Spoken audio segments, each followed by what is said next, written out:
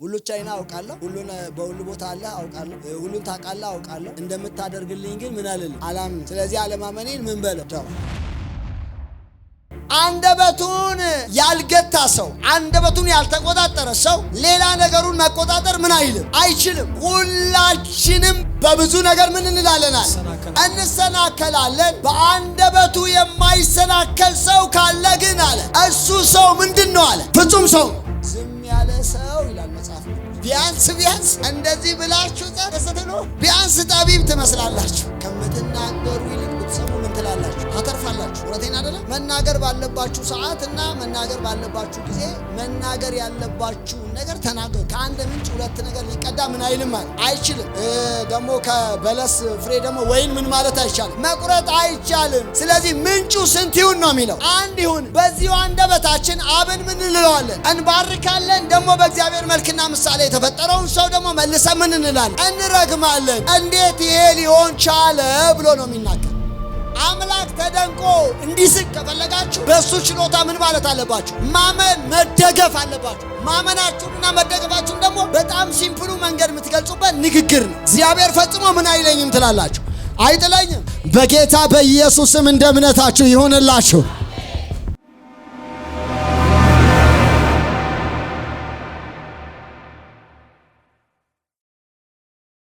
ጠቢብ ሰው ከሆንን ወደ ራሳችን እናያለን። ወደ ራሳችን ስናይ እግዚአብሔር የሰጠን ብዙ መልካም አለ። ሰይጣን አሁን እግዚአብሔር የሰጠው ሳጥናኤል ይሄ እኮ ራሱ ስሙ ራሱ በቂ ነበረ። የተሰጠው ነገር በጣም ብዙ ነው። የመለከትና የእምቢልታ ዘንድ በአንተ ዘንድ ነበሩ። በተፈጠርክበት ቀን ላይ ተሰርተው ምን ተብለዋል? ተሰጥተውታል።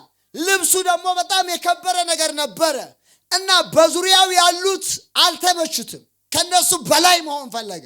በልዑል ምን ማለት ፈለገ? መመሰል ፈለገ። በጣም ብዙዎቻችን የምንወድቀው መቼ ነው? በቃ በዙሪያው ያለን እናያለን። ከዛ ውድድር ውስጥ እንገባለን። እኔ ማለት እኮ ብለን ልክ ስንነሳ መፍረስ እንጀምራለን። ሰይጣን ያን የሆነበት። ሐሳብህን ጠብቅ በሉት። እዚህ ራሱ ቁጭ ብለህ በሉት። ወደ ቤት አትሂድ በሉት።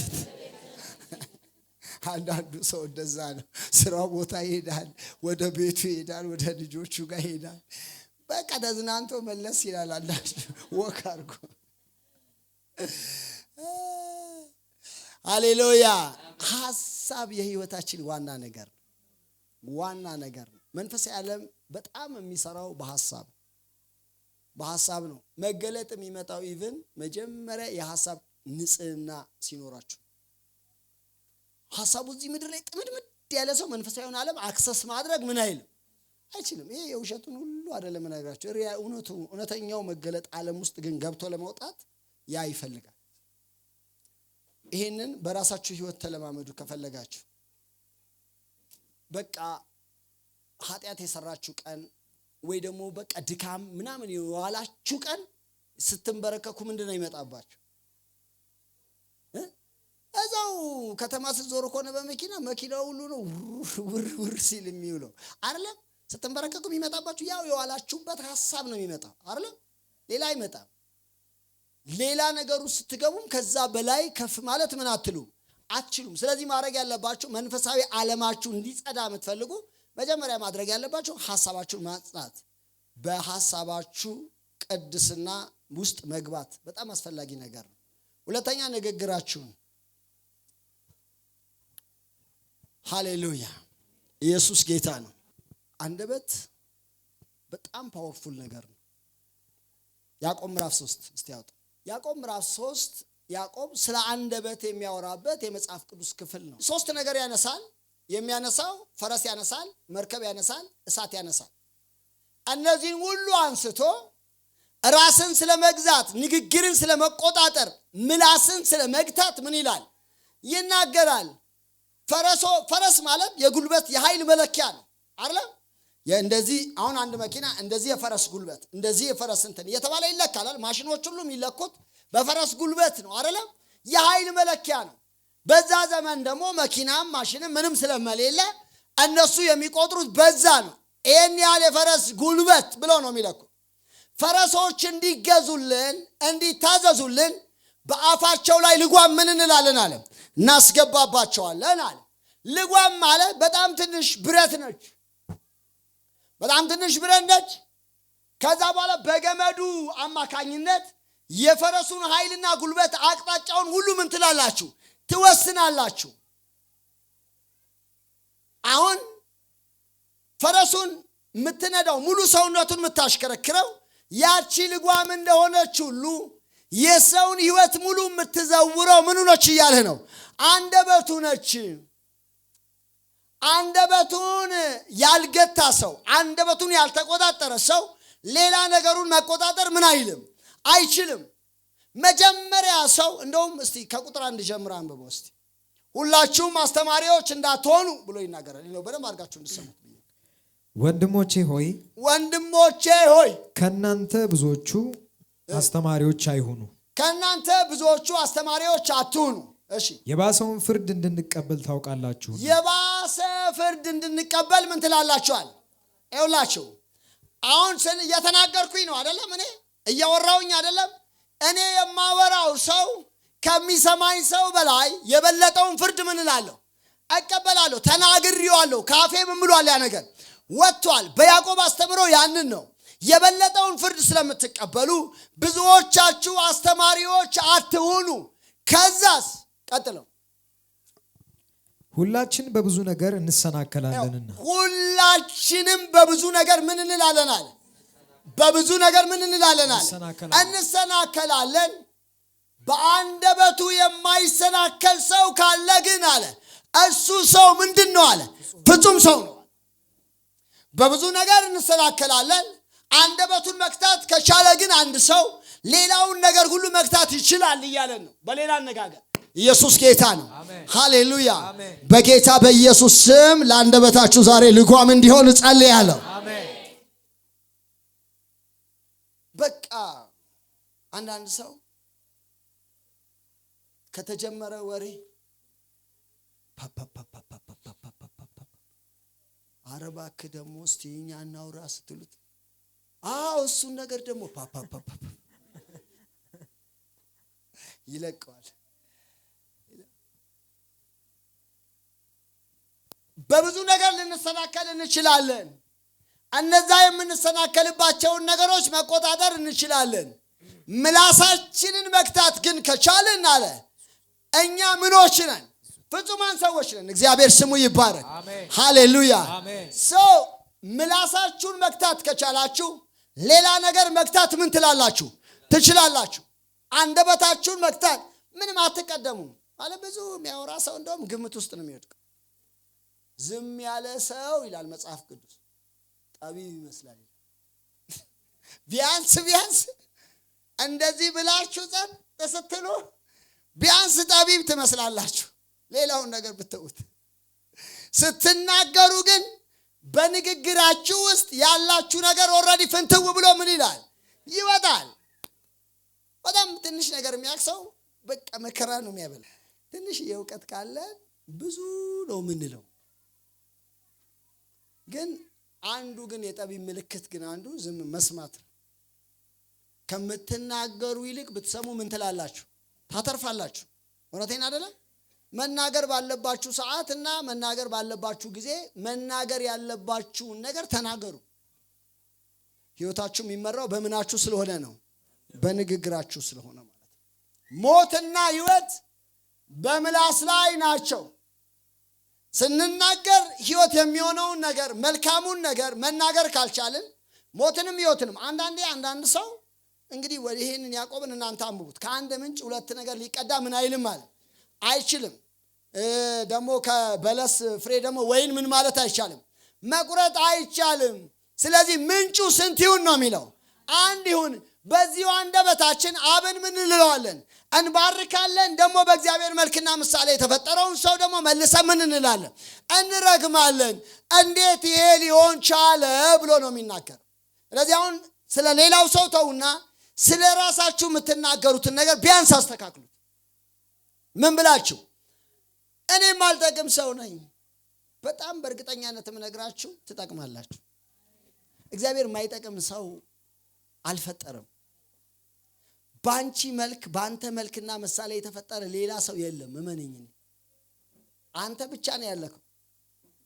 አትቆረም በዚህ ራስ።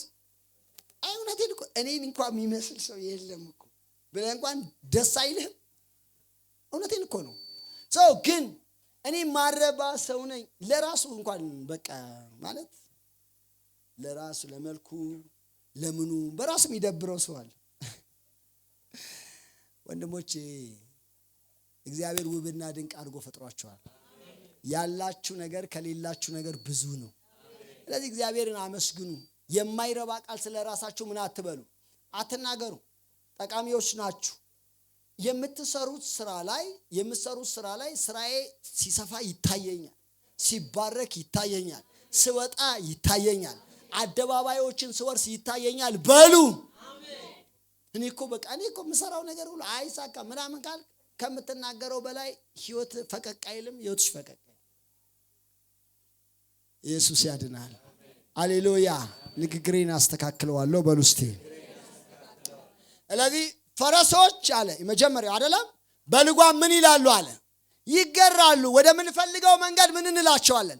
እንመራቸዋለን። ስለዚህ ህይወታችን በምላሳችን ምን ይላል አለ ይመራል። መርከብ ደግሞ ያን ያክል ታላቅ ሆኖ ያን ያክል ግዙፍ ሆኖ በጥቂት መሪ ንፋስ ወደሚፈልገው ሰውየው መሪ ወደሚፈልገው መንገድ ምን ይለዋል አለ ይመራዋል። ኢየሱስ ጌታ ነው። ሃሌሉያ። ትልቅ መርከብ ብዙ ነገር የጫነ መርከብ በትንሽ መሪ ተመርቶ ወደ ወደብ ምን ይላል ይደርሳል። ስለዚህ የምትናገሩት ነገር ህይወታችሁን ማዕበል ላይ ሊያቆመው ይችላል። ደግሞም ወደምትፈልጉት ወደብ ምን ሊለው ይችላል ሊያደርሰው ይችላል። በምትናገሩት ንግግር ነው ካላችሁበት ሁኔታ የምትወጡት። ወጀብ አለብኝ ካላችሁ የሆነ በቃ እግዚአብሔር ሆይ እባክህ ከዚህ ነገር አውጣኝ የምትሉ ከሆነ ተነስታችሁ ተናገሩ። ሌላ ምንም ፍልስፍና የለውም። ጌታ ኢየሱስ ታስታውሳላችሁ ወደ ማዶ እንሻገር አላቸው አይደል?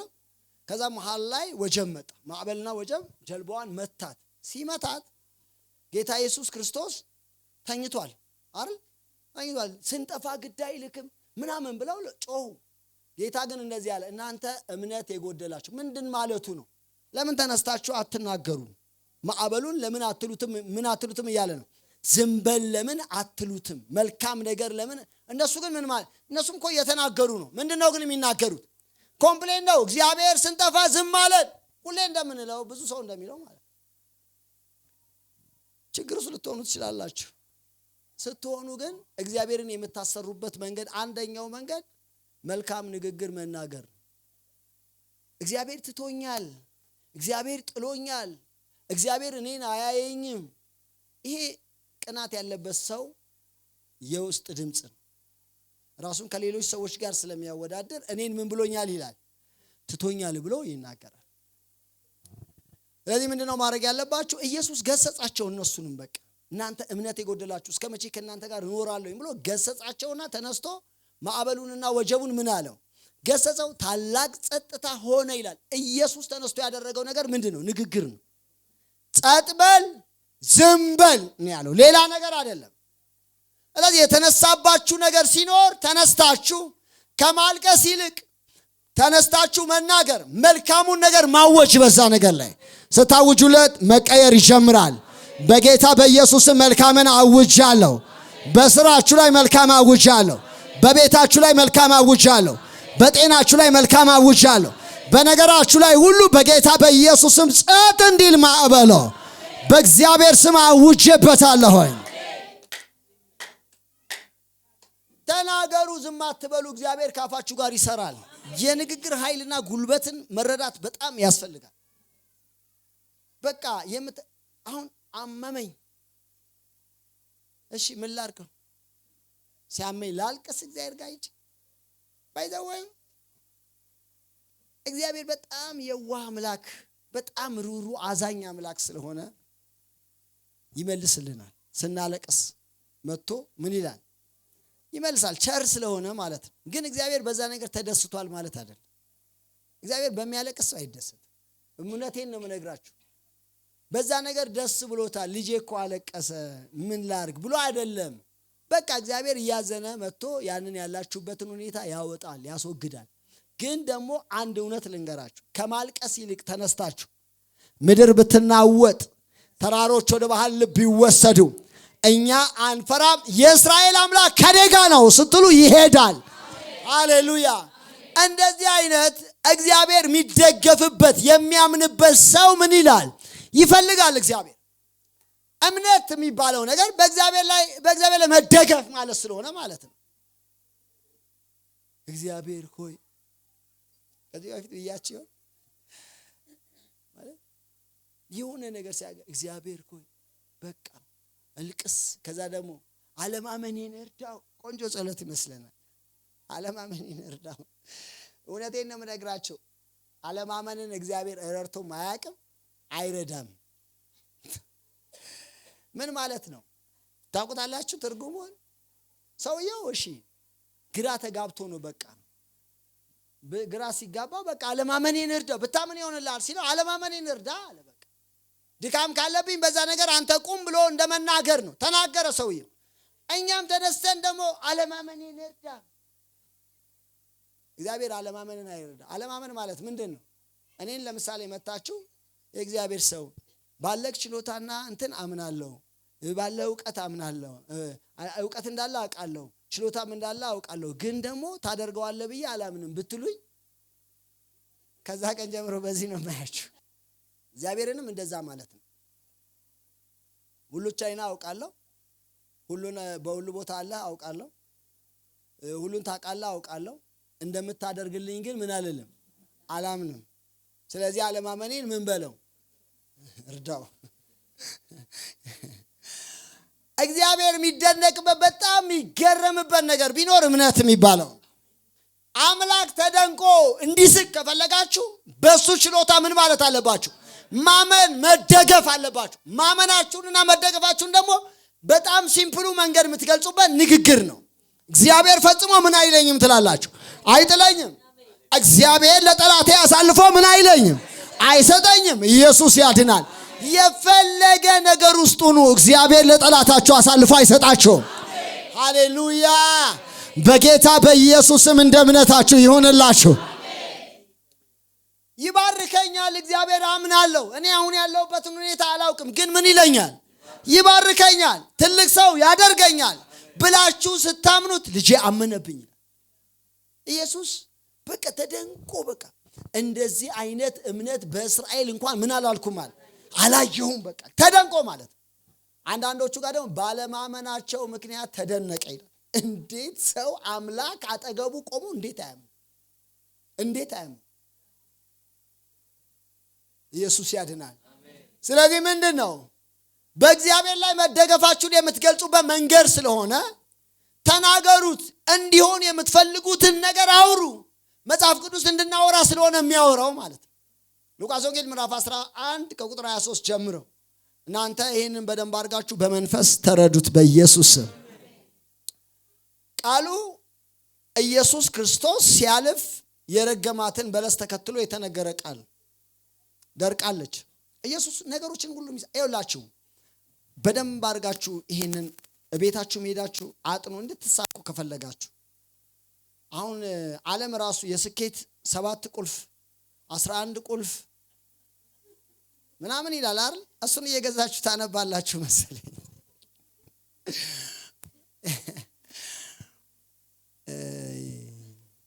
እሺ መርሆችን ይሰጣል አንዳንድ ነገር ላይ፣ እነሱም ከዚህ ቀርተው ስለሆነ ማለት ነው። ቁልፍ ነገር እግዚአብሔር ቤት ውስጥ ስላለ ይሄ ዓለም ያለበትን ሁኔታ እንድታስቡ ስለፈለኩ ነው የምላችሁ።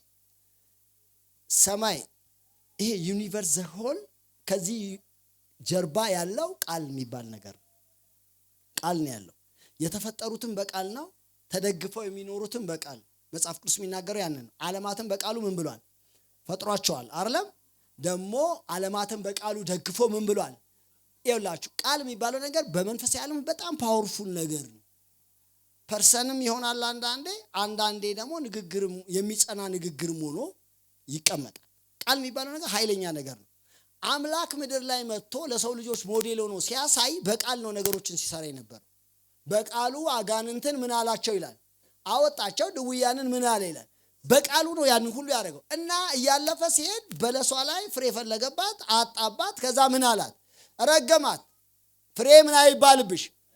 ሄዶ በመጥረቢያ ስሯን አልመታትም ወይ የሆነ ነገር አላደረጋትም፣ ግን ንግግር አወጣባትና ሄደ።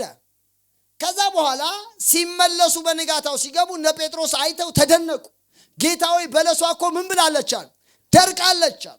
አልመታትም ግን ተናገርክባት ደረቀች ብሎ ሲደነቁ ኢየሱስ እንደዚህ አላቸው፣ በዚህ ነገር አትደነቁ። ማንም ሰው ያለው ነገር እንደሚደረግለት ቢያምን በልቡም ሳይጠራጠር ይህንን ተራራ ተነቅለክ ወደ ባህር ተወርወር ቢለው ምን ይላል አለ? ይሆንለታል።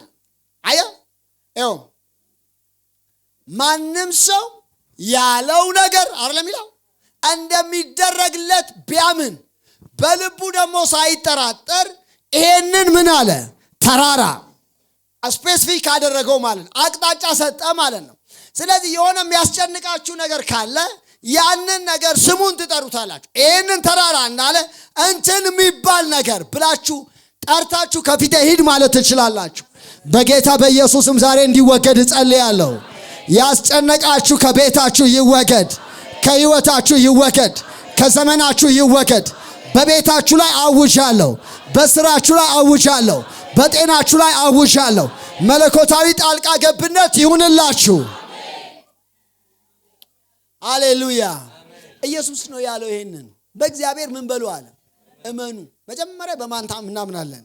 በእግዚአብሔር እናምናለን። ከዛ በኋላ ባልነው ነገር እናምናለን። እንደሚሰራ ማለት ነው። ማንም ያለው ነገር እንደሚደረግለት ምን ቢላል? ቢያምን። በእግዚአብሔር እናምናለን፣ የሚያደርገው እሱ ስለሆነ። በምንናገረው ቃል እናምናለን፣ እግዚአብሔር ስለሚፈጽመው።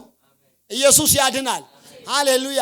ቢሆንም ባይሆንም ብላችሁ አትናገሩ። ቢሆንም ባይሆንም የምትሉት ነገር በሁለት ሐሳብ የሚያነክስ ከእግዚአብሔር ዘንድ አንዳች ነገር የሚያገኝ ምን አይበለው ይላል፣ አይምሰለው። ሁለት ሐሳብ እያነከሳችሁ ከእግዚአብሔር አታገኙ። ነገር ግን በእምነት በእግዚአብሔር ላይ ባምላችሁ እምነት ተነስታችሁ ስትናገሩ ግን መሆን ይጀምራል። ክብር ለኢየሱስ ይሁን። ሃሌሉያ። ዛሬ ቤታችሁ ላይ ቃሉን ዘርቼበታለሁ። ሕይወታችሁ ላይ ቃሉን ዘርቻለሁ። በጌታ በኢየሱስም ስራችሁ ላይ ቃሉን ዘርቻለሁ። እመኑት፣ ግድ የለም። እና አንድ ቀን አንድ ነገር አትናገሩ። አሁን የኛ ችግር ምንድን ነው? አንድ ቀን እኔ ማለት እኮ የተሳካልኝ ሰው ምናምን ብለን እንናገራለን አይደል? እግዚአብሔር እንደዚህ ያደርጋል ምናምን እንላለን። ከዛ ደግሞ የሆነ ነገር ሲከበን ደግሞ እግዚአብሔር ትቶኝ እግዚአብሔር ርቆ ነው ከኔ ያለው ምናምን እንላለን አይደል? ተመሳሳይ ቃል መናገር መልመድ በጣም ጥሩ ነው። ሆሞሎጊያ ይባላል። አንድ አይነት ቃል ማውራት ሁሉ ጊዜ። ዛሬ የምትናገሩትን ነገ ተናገሩት። እኔ ማምነው ያንን ነው። እኔ አሁን ስለ መለኮታዊ ፈውስ እናገራለሁ አይደለም? ስለ መለኮታዊ ፈውስ እናገራለሁ። ስለ መለኮታዊ ጤንነትም እናገራለሁ። 3 ነው። አንደኛው ሐኪም ቤት ሂዱ ነው አይደለም? ካመማችሁ ሐኪም ቤት ምን በሉ? ሂዱ። ለወድመም ትንሽ ምን በል? ጠጣ ያለው ማለት ጠጣ ያለው ስል ቶሎ የሆነ ሰው ጆሮስ ገባ። በዛ ዘመን ሕክምና ሂድ እንደማለት ነው። በቃ በአይሁድ ወይን ጠጅ ለተለያየ መንገድ ይሰራል። ለሚጠጣ ይሰራል፣ ለሕክምና ይሰራል፣ ለተለያየ ነገር ይሰራል። ይሄኛው አሁን ለምሳሌ ያ መንገድ ላይ የወደቀውን ሰው በዘይት አድርገው ወይን ጠጅ አድርገው አሰሩለት ይላል አይደል? ያ ለሕክምና ማለት ነው። ጀስት እንደዛ አይነት ነገር ለሆድመ ምን በላ ነው ሕክምና ሂድ ማለቱ ነው። ከዛ ደግሞ መጥተህ እግዚአብሔር ቤት ውስጥ ምን በል ተፈወስ አይደል? ይሄ ደግሞ ከዚህ ደግሞ አልፋለሁኝ ካልክ ደግሞ በመለኮታዊ ጤንነት መኖር ምን ትላለህ? ትችላለህ። እኔም ማልቀይረው ነገር ግን ምንድነው? እኔን ቢያመኝ ለምሳሌ እኔ ማምነው በመለኮታዊ ጤንነት ስለመኖር እኔም ቢያመኝ የኔን ያመመኝ ነገር እውነት ነው ብዬ አልቀበለውም። እውነቱ የእግዚአብሔር ቃል ነው። ኢየሱስ ጌታ ነው። ምስክር የሚሆነው የማይቀረው ለዘላለም የሚኖረው የእግዚአብሔር ቃል ስለሆነ ማለት እኔን የሚያመኝ እኮ ግፋቢል እኔ እስካለው ነው የሚኖረው። እውነቴን አይደል? እመም ራሱ እኔ እስካለው ነው። እኔ ሲሄድ እኮ እዚህ ጥየው ነው የሚሄድ አይደል? ቃሉ ግን በሰማይ ለዘላለም ምን ይላል? ይኖራል። የማምነው ለዘላለም የሚኖረውን የእግዚአብሔር ቃል ነው። እሱ ምን ይላል? በመገረፉ ቁስል ምን ተብላችኋል? ተፈውሳችኋል። ተፈውሳችኋል። ትፈወሳላችሁ ቢል ገና ነው። ግን የዛሬ 2000 ዓመት ኢየሱስ በመስቀል ላይ ዋጋ ሲከፍል፣ ኢየሱስ ሲገረብ፣ ሲደማ፣ ሲቆስል እናንተ ምን እያላችሁ ነበረ? እየተፈወሳችሁ ነበር። መድኃኒታችሁን የዛኔ ነው የወሰዳችሁት። ሃሌሉያ! በጌታ በኢየሱስም ይሄ በሕይወታችሁ ላይ እንዲፈጸም እጸልያለሁ። ዛሬ እንዲፈጸም እጸልያለሁ። ዛሬ እንዲሆንባችሁ እጸልያለሁ። ነገራችሁ ሁሉ ይፈወስ በጌታ በኢየሱስ ስም። ስለዚህ የእግዚአብሔር ቃል የሚለውን ነገር ደግማችሁ መናገር በጣም ያስፈልጋል። ተባርካል ካላችሁ ተባርካል፣ ተፈውሳል ካላችሁ ተፈውሻለሁ። እኔ ማምነው ያን ነው። እኔ እንደ ተባረኩ ነው ማምነው። ተባርካለሁ፣ አለኝ፣ ይበዛልኛል፣ አለኝ። ኢየሱስ ጌታ ነው። ሃሌሉያ! መጽሐፍ ነው ቢናገረው ያንን እኮ በክርስቶስ እናንተ ባለጸጋ ተደርጋችኋል። ማይጨመር ማይቀነስ ቃል አለ። ተደርጋል ካለ ተደርጋል። ልትጨምርበት እዛ ላይ ምን አትልም፣ አትችልም። ባለጸጋ ተደርጋል። ፈቅደን የምንኖረው የህይወት ነገር አለ። እኛ ጳውሎስ ለምሳሌ እኛ አለ ዳዎች ነን አለ። እውነቱን አይደል? በቃ እንደውም አንዳንዶቻችሁ ላይ እንዳንከብድባችሁ እኛ ድንኳን ሰፍተን ምን እንላለን? እንኖራለን። እኛ ዳዎች ነን። ነገር ግን እኛ ድሃዎች ስንሆን ብዙዎችን ባለጸጋ እናደርጋቸዋለን። ሃሌሉያ! ቁልፉ ግን ያለው ማን ጋ ነው? እኛ ጋ ነው። ኢየሱስ ያድናል። ስለዚህ ባለጸጋ ነኝ ማለት ትችላላችሁ። ለእግዚአብሔር ስራ እስካልሆነ ድረስ ማንም ሰው ከወንጌል ውጭ በወንጌል ልትሰደዱ መከራ ልትቀበሉ ምን ትላላችሁ? ትችላላችሁ። በወንጌል ጉዳይ ዛሬም ቢሆን ዋጋ ልንከፍል ዝግጁ ነን። ስንወጣም ምንም እኛ እንደውም እኛ እኮ ወደ አገልግሎት በወጣንበት ጊዜ ውስጥ እኮ ይሄ አሁን ያለው ነገር እንኳን የለም። አገልጋዮች አሁን ምንድነው የሚይዙት? መኪና ትልልቅ መኪኖች ይይዛሉ፣ ቤት ምናምን ይይዛሉ። ይሄ እንኳን የለም።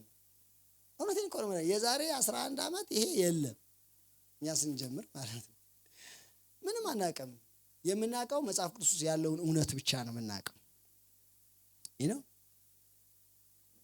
ያ እውነት ግን እንደሚባርከን፣ እንደሚረዳን፣ እንደሚያግዘን ምን እንላለን?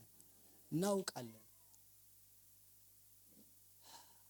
ፈቅደን የምናደርገው ካልሆነ በስተቀር እኛ ፈቅደን ለቤተ ክርስቲያን ሙላት ጳውሎስ እንደሚናገር እኔ አንዳንዱ ነገር በነግራችሁ እየተወዛገባችሁ እንዳትሄዱ ነው እንጂ ጳውሎስ የሚለው በጣም ጥግ ነገሮች ይናገራል። በክርስቶስ መከራ የጎደለውን ሞላ ብዬ የሚለውን ታውቁታላችሁ። በቤተ ክርስቲያን ውስጥ መከራ የሚከፍልበት አንዱ ምክንያት የጎደለውን ሞላ ብዬ ይላል። አንዳንዱ ነገር እኛ ገና ሩቅ ስለሆንን ወደዛ ቀርበን ለማየት የጻድቃን ደም አንድ ሰው በወንጌል አማካኝነት ደሙ ቢፈስ በዛ በፈሰሰበት ኤሪያ ላይ የእግዚአብሔር መንግስት ታላቅ ስራ ትሰራለች። ከዘመን በኋላ ሊሆን ይችላል። ጳውሎስ ፈቅዶ ደሙን ያፈሰሰበት ምክንያት የሱ ደም እንደ ዘር እንዲቆጠርለት የእግዚአብሔር መንግስት እንዲመሰረት በዛ እንዲሰራ በደም ውስጥ ያለ ህይወት እየጮኸ እንዲያወራ። በደም ውስጥ ህይወት እንዳለ ታውቃላችሁ? አለ የለም? ያወራል አያወራም? ያወራል። ፈቅዶ የሞተበት ምስጢር ያ ነው። አቤል የመጀመሪያው ሰዎች ናቸው አይደል? ከአራት አልነበሩ? ከአራቱ አንዱን ገደለው አይደለም? የአቤል ደም አለ በመስዋዕቱ እስከ ዛሬ ድረስ ምን ይላል? እስከ መቼ አለ? ያኔ ተናግሮ አይደለም ያበቃ። እስከ ዛሬ ድረስ ድምጽ አለው። በደም ውስጥ ህይወት አለ። ስለዚህ የጻድቃን ደማቸው ራሱ ምን ይላል? ይሰራል። ወንጌል ይናገራል። በዚህ ምድር ላይ ደሜ ምን ብሏል ይላል? ፈሷል። ስለዚህ ብዙዎች ሊድኑ ይገባቸዋል ብሎ ያውጃል። የቤተ ክርስቲያን ሙላት ይሆናል ያኔ። ሃሌሉያ! በጌታ በኢየሱስ ክርስቶስ ስም ጸልያለሁኝ። የእግዚአብሔር ሙላት ይሁንላችሁ። መጽሐፍ ቅዱስ ናችሁ ያላችሁን ነገር መናገር ካልቻላችሁ ስኬታችሁ በጣም ሌት ነው፣ በጣም የዘገየ ነው። ማንም ሰው በጣም አሪፍ ነገር ተናግራችሁ ወይም ጥሩ ነገር ኖሯችሁ ጥሩን ነገር አጉልቶ ማንም ሰው ላይ ያወጣላችሁ ይችላል። ማንም ሰው ብዙ መልካም ነገር አድርጋችሁ ካረጋችሁት መልካም ነገር አንድ ስህተት አንድ መጥፎ ነገር ካየባችሁ ያችን ሊያወራ ይችላል። ግልጽ ነኝ አይደል?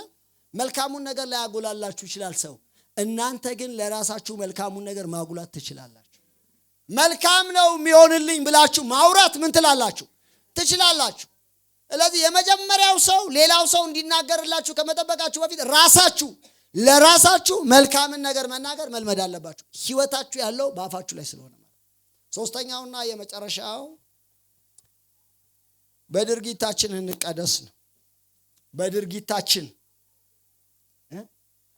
በድርጊታችን ምክንያቱም ቀደም በአንድ ቤት የሸክላና የእንጨት ደግሞ የብርና የወርቅ ዕቃ አለ አይደለም?